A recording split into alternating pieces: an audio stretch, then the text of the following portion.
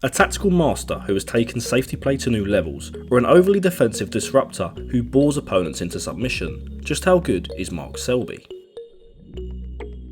Mark Selby is one of those players who is a bit of a darling for statisticians, even in breakbuilding, which is not usually referred to as one of his strengths. His centuries per season graph shows someone who scores remarkably heavily. He has scored 50 or more centuries in 7 seasons of his snooker career, which is exceptional. When we zone in on the breakbuilding stats further and disregard centuries themselves, we can see that Mark Selby makes a 50 plus break every 2.95 frames, which if you're a regular viewer of my analysis videos, you'll know that anything less than 3 frames for a 50 plus break is simply world class. Selby isn't just a very good break builder, he's amongst the very best players to have ever picked up a snooker cue in this area.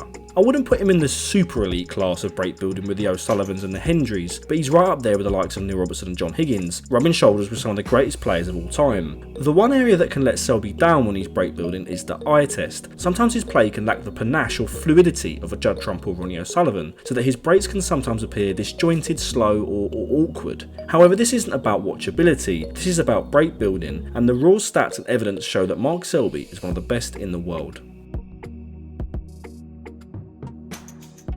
I often watch Mark Selby and I have to be honest, I almost forget just how good of a long potter he is. I never seem to speak about him when I'm critiquing other players in terms of long potting, and that's a mistake on my part. Mark Selby is a really strong and consistent long potter, up there with the likes of Judd Trump and Kyron Wilson in terms of consistency. Of course, his overall style means that his long pots aren't the most memorable, and that's what lets him down, I think. Also, Mark does have the tendency to go off the boil and win matches ugly at times, and when this happens, he can cue across shots and make his long potting look poorer than it is. But when I zone out and analyse his whole career, Mark Selby is a superb long potter with a great cue action and a very strong amount of cue power. Like his breakbuilding, I wouldn't class him in the top 1% bracket for long potting, but he's certainly right up there with the elite. Thanks so much guys for the support you've been showing me recently. I'm on the hunt now for 2,000 subscribers, which I think could be possible by the end of the year, so thank you. I've also recently launched a Bays Breakdown Buy Me a Coffee account, where you can donate a little money to help me with the channel. The link will be down below. But of course, this is completely optional and I just want to make you guys aware of it. If you're enjoying the video, hit the like button and subscribe if you're new and help me get to 2K.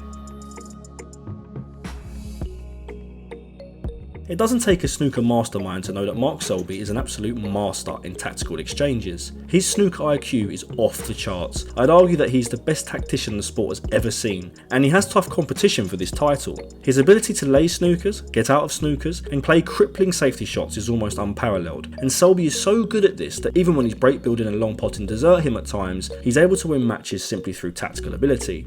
My only criticism of Mark is that occasionally, even when he's playing well, he can get embroiled in a slog with another top tactician when he doesn't really need to. When he's playing well, he can score and pot as well as the rest of them, but sometimes I can sense that Mark wants to make games tight and scrappy, even if he doesn't need to. That's not really a criticism of his safety play however, as that is simply top class.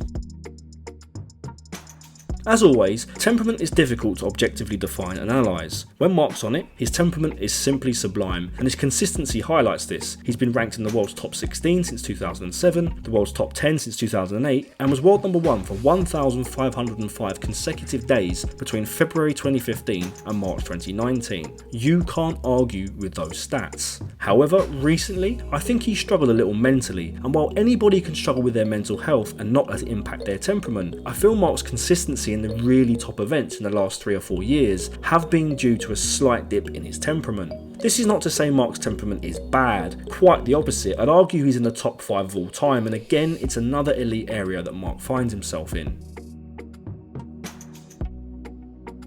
So we get into the head-to-heads. As always, I'm going to pick 6 players who have been Selby's competition throughout his career. Selby 13, 21 O'Sullivan, drawn 1. Selby 23, 24 Robertson, drawn 1. Selby 26, 21 Murphy, drawn 2. Selby 22, 19 Higgins. Selby 23, 19 Williams. And Selby 18, 23 Trump. So, Selby performs very well against Sean Murphy and the class of 92 duo of John Higgins and Mark Williams. He's basically neck and neck with Neil Robertson, but has considerably low percentages against Judd Trump and Ronnie O'Sullivan, which actually doesn't surprise me. This is because I feel the absolute A games of Ronnie and Judd are so high that Mark Selby will struggle against them at that level, even if every facet of his game is strong. I don't agree with Stephen Hendry's recent comments that if Mark Selby is at his best, he's as good as anyone at their best, including Ronnie. For me, Ronnie's A game is in another bracket, and this is why so many of the top boys struggle in head-to-heads against him. But overall, Mark Selby is one of the most complete snooker players of all time. He has no weaknesses. He's an absolutely formidable competitor, and I'd put him in my top 5 players of all time from any era. My only criticism is that he can be a little bit too negative and slow when he doesn't need to be, but this is more of a stylistic criticism than a technical one.